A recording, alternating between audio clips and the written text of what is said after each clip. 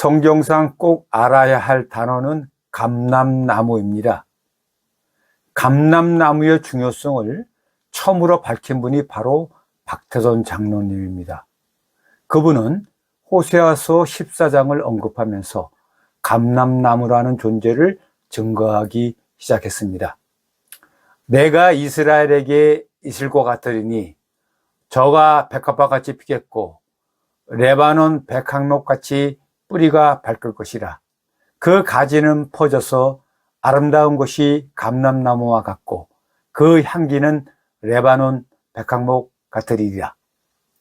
감람나무는 이슬 같은 은혜를 내리는 사람이며 백항목 향취가 나는 사람이라고 표현되어 있습니다.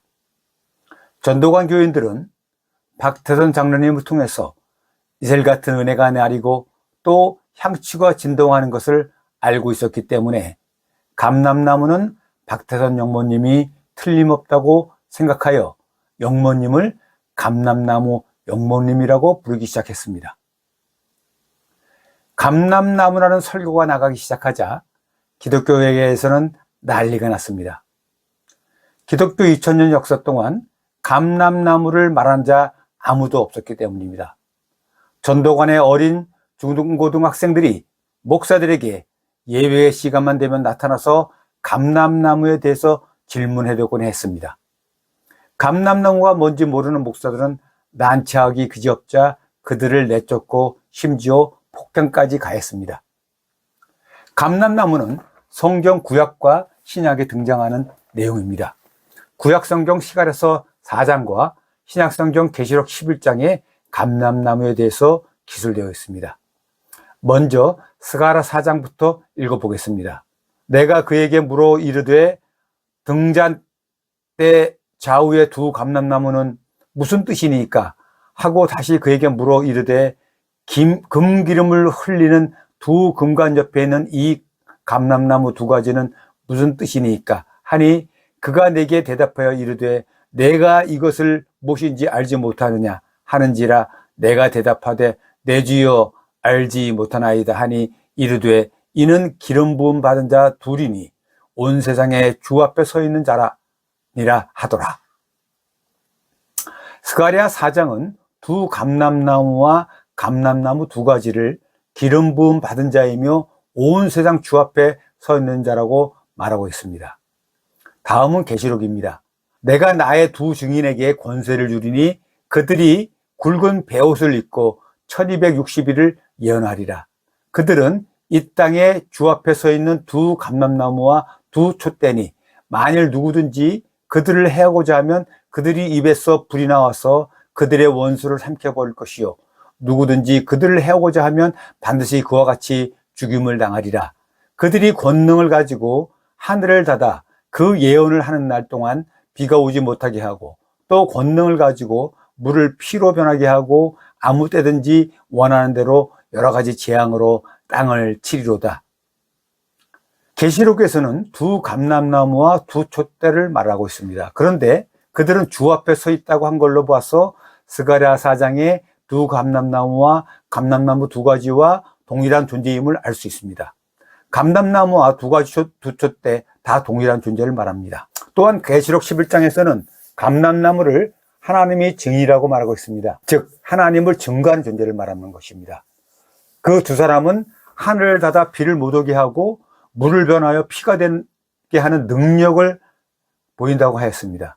두 감람나무는 두 사람인데 비를 못 오게 하고 물을 피로 변화시키는 존재를 말합니다.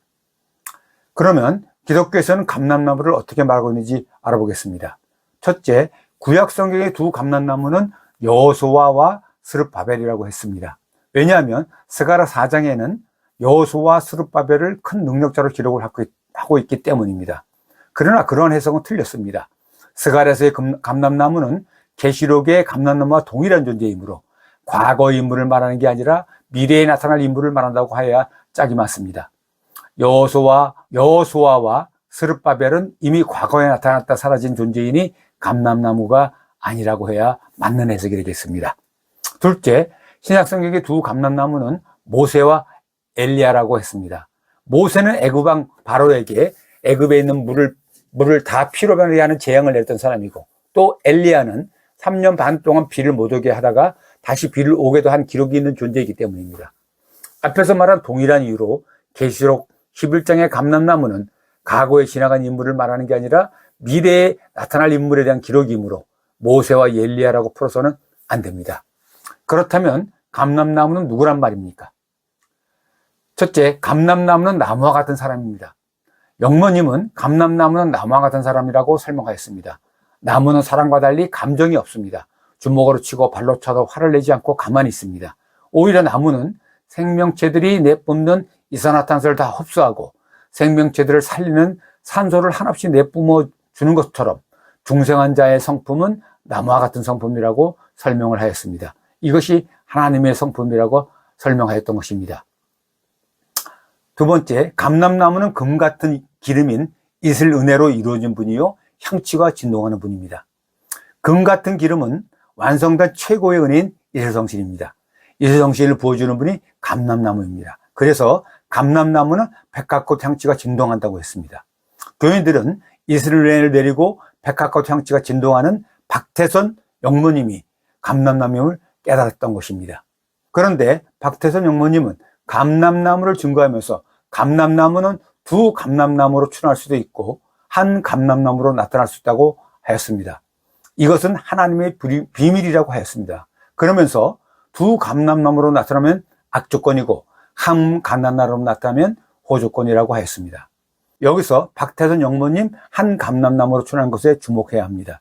한 분의 감람나무가 나왔으니 악조건이 아니고 호조건이 된 것입니다. 내가 그에게 물어 이르되 등잔대 좌우에 두 감람나무는 무슨 뜻이니까 하고 다시 그에게 물어 이르되 금기름을 흘리는 두 금관 옆에 있는 이 감람나무 두 가지는 무슨 뜻이니까 하니 그가 내게 대답하여 이르되 내가 이것이 무엇인지 알지 못하느냐 하는지라 내가 대답하되 내 주여 알지 못하나이다 하니 이르되 이는 기름 부음 받은 자 둘이니 온 세상에 주 앞에 서 있는 자라 하더라. 스가랴서 4장 11절에서 14절에 나오는 내용입니다. 여기서 등대 좌우에 두 감람나무와 또 금기름을 흘러내리는 감람나무 두 가지를 말하고 있습니다.